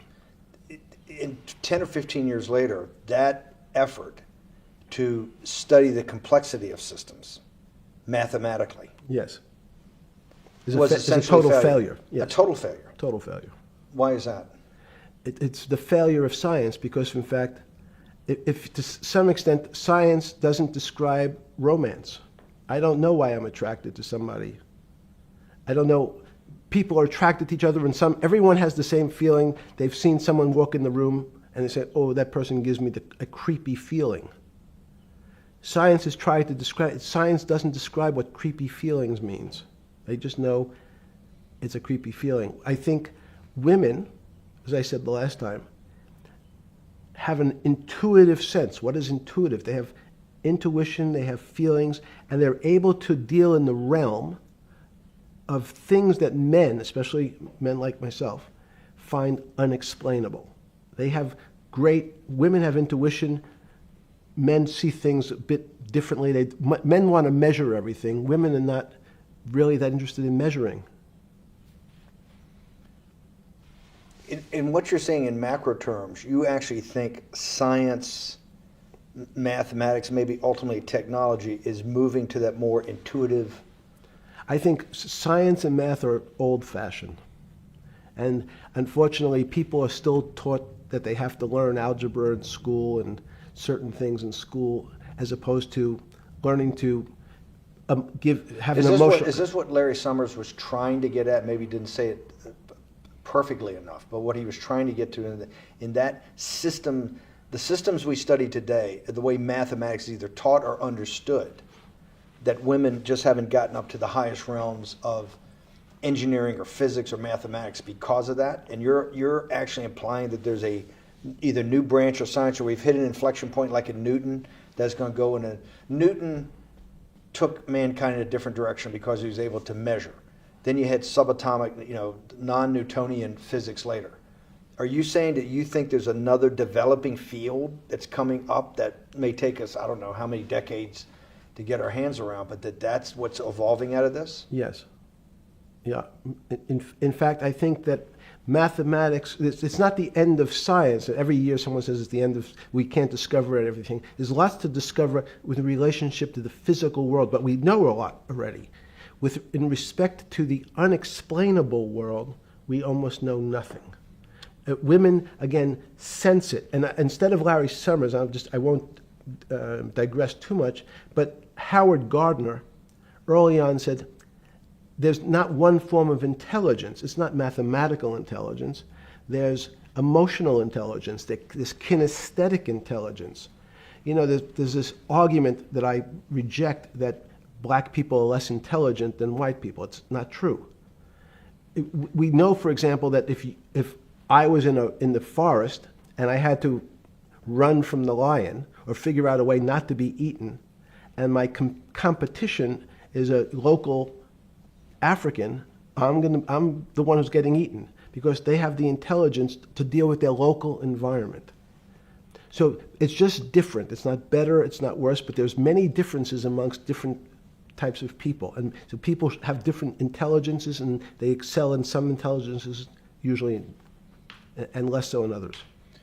When did it come to, because the world of high finance is a world of pure reason, or is it a lot of emotion and gut checks and on trading desk and central banks when these decisions get made? Is it that high church, like the high church of science of high energy physics, or is it as much emotion that comes in as much as the mathematics and the reason? It's a great question. I think if you talk to really experienced and successful traders, and you ask them how they know what's going on, they can't give you an answer. They don't know. They feel it. They can feel the way the market's moving. They can feel the way the stock's moving. And that these are not very well-defined terms. It's difficult to put in mathematics terms, how did I feel it? You could look back and make guesses what I was seeing. But great traders feel it and then act on their feelings. That's the difference. Many people feel it but are afraid because they want a mathematical justification before they take that next step. When you first got on the trading desk at Bear Stearns in the late 70s or mid 70s, were you shocked by how little actual understanding of mathematics that the traders comprehended? Yeah, well, again, we had a Texas Instrument calculator. Most stockbrokers, especially before 1975, if they were good stockbrokers, could add. That's about it. They could multiply. If you could multiply, you were already in the top 15% of stockbrokers. Stockbrokers simply meant there's a story. When I went to the first person, I had no money. And I said, how much money do you make a year? And he said, $400,000. I said, impossible. I'm making $10,000. That's probably more than your family had made in its entire existence. Yes. And he makes that in a year. I said, what do you do? And he said, it's too complicated for you to understand, which is what the main thrust of Wall Street people, they want to tell you it's too complicated. Because if you understood that that person was simply, he had a brother-in-law, in fact, in this case, who ran the pension fund at General Motors. His brother-in-law would call him and say, buy 1,000 IBM. He'd hang up the phone, he'd write it out on a ticket and walk it to a window. That was his entire skill set. Hello, write what my brother-in-law says, walk it to a ticket window. Give me an example when you were on the trading desk in the early days of Bear Stearns of a time that you felt either complete uncertainty or you saw total panic, where something was happening that people couldn't foretell and that they were like in an airplane cockpit where it's going wrong. Walk us through that. In 1978, I think it was, across the news wires, there had been a collapse of the currency in Thailand. On the other side of the world, had no relationship to me. I wasn't sure where Thailand was. But the fact that a currency, a country's money, had all of a sudden dropped tremendously in value, affected the rest of the world's markets. And people panicked because they'd never seen that before. A very small part of a very complex system had a shock throughout the whole system. So prices on Park Avenue apartments, the bond markets, the stock markets, every started to gyrate. You know, there's an old mathematics expression that if a butterfly wings in Mexico make the wrong turn, it spins out, and eventually, by the time it gets to Canada, it turns into a tornado. So these are part of complex systems. So yeah, Wall Street in certain parts. Santa Fe Institute was supposed to actually come up with a formula for that, for the butterfly wings. Why in 15 years did you reach the end of at least that experiment? Every attempt to, that's why it's so exciting now, because I think certain people are starting to realize that there's so many things that are unexplainable that we have to think about them differently. Music is a great example. It's a common man's example. You know, when you hear a certain song, it makes you feel a certain way. How does it do that? We don't know. We can't mathematize it. And even that music, Steve, nowadays we compress music. When you have a violin, it's compressed onto your iPhone. So what does compression mean? I'm taking lots of information and I'm cutting it into lots of pieces and squishing it together. And when I squish it or compress it, I have to take out lots of pieces, but I say that they're not very important pieces. It's those pieces that we take out when we compress data, to me, are the most interesting parts of life. You just said a while ago, part of this new search for science may go back to when people were actually talking about a soul, and you said there's no doubt in your mind that there is a soul. Describe for me what you mean by that. What do you mean by soul? What do you mean soul different than the physical analog body that we're seeing on film right now? It's difficult to describe in words. I mean, I'm not a poet. Poems get a little closer to what that really means. But even the concept of what is life becomes complicated when you deal with plants and seeds. Is a seed alive? I don't know. Certain people would say, no, it's dead. When you're a banana, one of my favorite examples is the banana that's sitting on the countertop in your kitchen today. Is it alive or dead? What do you think about human life? Tell me about human life. But your banana is alive. That banana is breathing. It's on your. You say that's impossible, Jeffrey. No, it's not. Is the banana conscious? All these words. These are words. So everyone's trying to fit a very complicated concepts into a very small box called conscious or alive. These don't fit in that way. So if you put your banana in a bag and put another fruit in with it, the fruit ripens faster because the banana breathes with it. We don't understand most of those things. So you asked the big question. Sorry. You talk about the life. What about human life? What about it? Tell me what do you think? What do you think human life is? It's a miracle. It's a miracle. And when I say miracle, I can't explain it, and I make no attempt to explain it at the moment. We don't know how to think about it. And anyone, and again, another one of the Feynman quotes when he was talking about quantum physics. He said, anyone, Jeffrey, who says they understand quantum physics and quantum mechanics and quantum behavior, you know they're lying. Let's talk about it. That's post-Newtonian. Talk about what's the difference, who founded quantum mechanics, why is quantum mechanics taking Newtonian physics and taking it to the next level?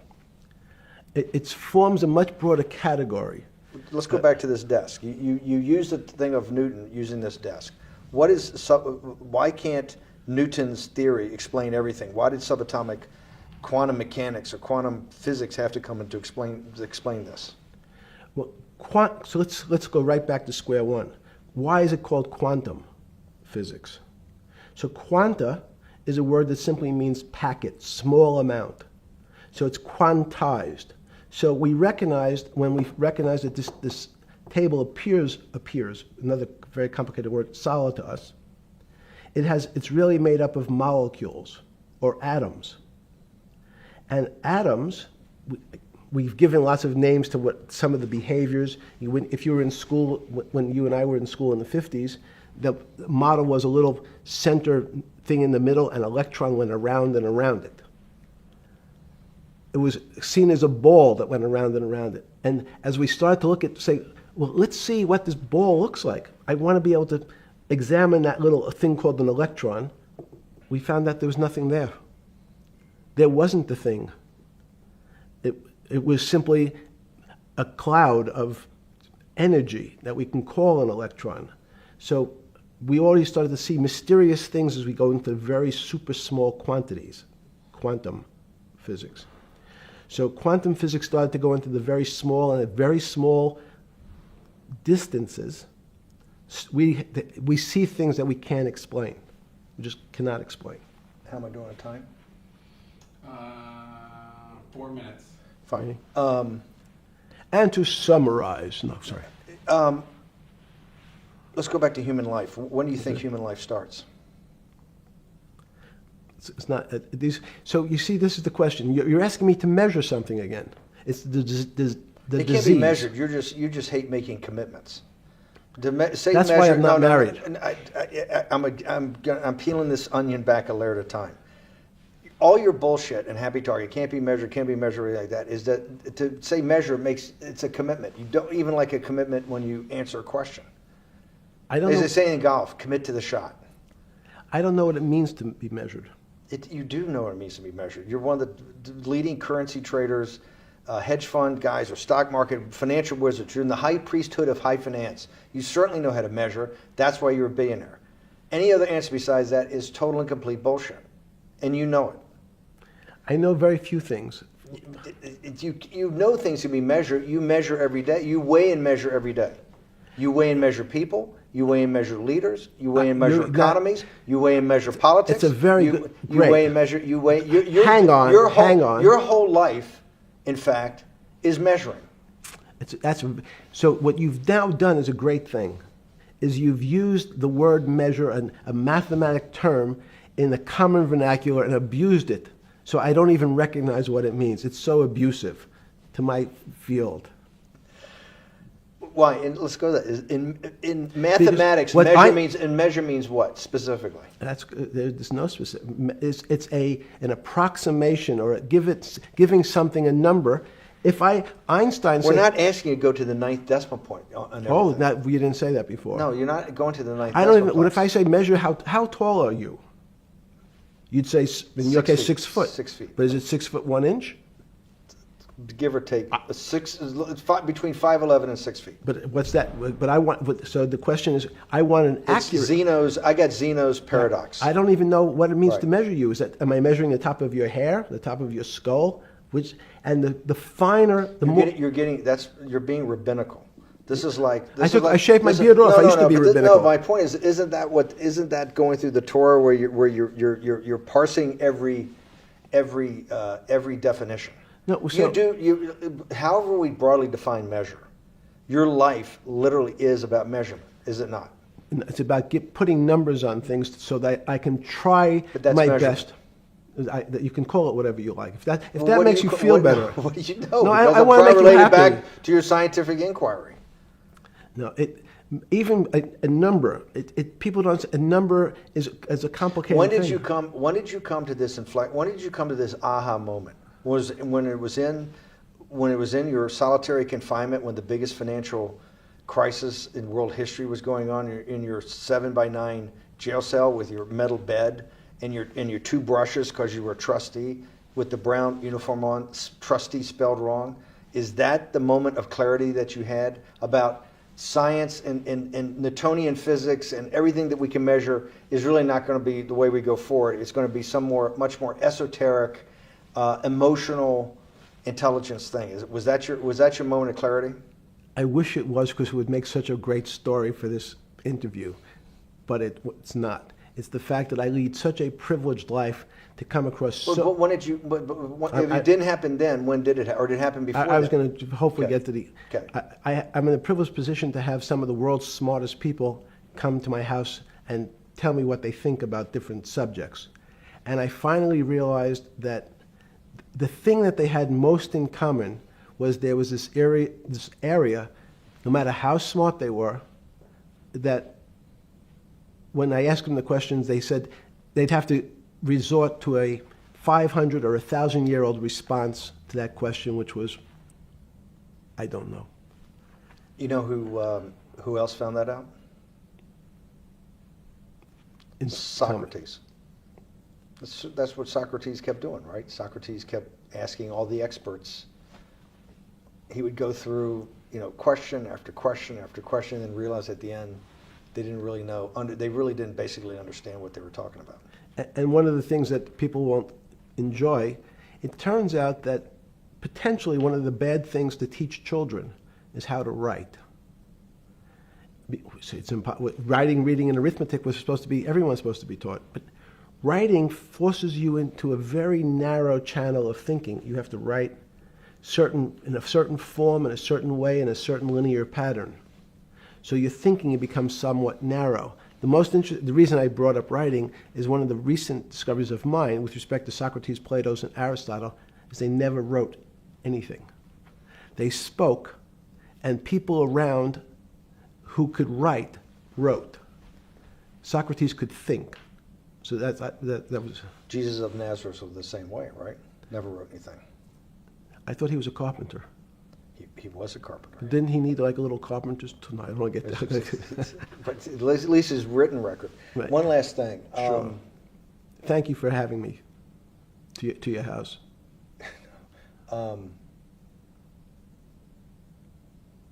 Vegetable juice. Let's go back. Look what vegetable juice does. When did that? The beginning of that. Was there any one aha moment in all these great thinkers? Did it happen before 2008? Was it after? That came up over, I know, many years. But when did you actually realize, hey, something new's got to be developed? Yeah, that's great. Is that because again, I'm privileged enough to have people around me who've given lots of philanthropic gifts to institutions of higher learning, and when I said the impact, how do you judge the impact of your giving? And we sat down and said, no really new ideas have come out. And I realized that, of course, it hasn't come out because we've been looking at using science and mathematics, and it's the wrong tool. It's obvious. Institutions that are set up and try to put forward knowledge and understanding and truth, should they take your money? Derek Bach at Harvard said, taking money for good causes is a good thing. So if Hitler took all the gold out of the teeth of the Jews and said, I want to give this to Heidelberg University to fund the Leibniz chairs so that I can study high energy physics, Derek Bach would say that was fine? Again, these questions are questions where good people on both sides, like your Charlottesville, could differ. I don't know the answers to these questions. So tell us the two. Give us the two answers. The one answer why it shouldn't be, and then the one answer. Derek Bach says, I'll essentially take cash from anybody because I got so many projects, so many good guys, and this is the way I'll do it. So I'm indifferent to where the cash comes from. Money's money. And if I got good guys, I'm the fiduciary that says these are good people and this is good research, okay? I'll take the cash from from any source, including you. What's the other argument? Let me give you that. I know in my case, Is your money dirty money? if you live, I just asked a question. Is your money dirty money? no, it's not. So in fact, Why is it not dirty money? because I earned it, a heart. But you earned it. I earned it legally. We went back to this before. You earned Yes. it. You earned it advising the worst people in the world, right? That do enormous bad things, and just to make more money. So instead of asking me the question, should you take the money? Because I think it's a legitimate question. Do you think it's a legitimate question? Yes, no Why? question. Because I think about, I think ethics is always a complicated subject, but I can tell you that with the money I gave to help try to eradicate polio in Pakistan and India, instead of asking me whether that money should be given to these children for vaccines, I think you might want to ask their mothers who received the vaccine, who know their child now won't get polio, and ask them if Epstein should have helped these people If we with walked their in, money. if we walked in, you're is a that a fair mathematician. question? You're a mathematician. If we walked into that clinic where they're giving that money out to these people that are in the most dire straits of poverty and sickness, and told them that the money was coming from class 3 sexual predator? Tier 1. What's tier 1's the highest and worst? No, I'm the lowest. I'm the lowest. You're the yes. lowest. Okay, tier 1, you're the lowest. But a criminal. Yes. That the money came from them. What percentage of people do you estimate? I understand you don't like probabilities. Do you estimate would say, I don't care, I want the money for my children? I would say everyone said, I want the money for my children. Did they know where the money came from? I think if you See, told them, if I told them 100%. the devil Himself. The devil himself said, I'm going to exchange some dollars for your child's life. Do you think you're the devil himself? No, but I do have a good mirror. It's a serious question. Sorry. Do you think you're the devil himself? I don't know. Why would you say that? Because you have all the attributes. You're incredibly smart. You remember the devil is Was somebody the devil knows smart? The devil's brilliant. You read Milton's Paradise Lost. No, the devil scares me. Satan is at the number 1 or 2 archangel, and the reason he goes to hell and leads the rebellion is because he can't be the top guy. And his thing is, I'd rather reign in hell than serve in heaven. I saw that in a movie once called American Dharma. I don't remember who said it. Okay, we have to go. Okay, good. Okay. That was good.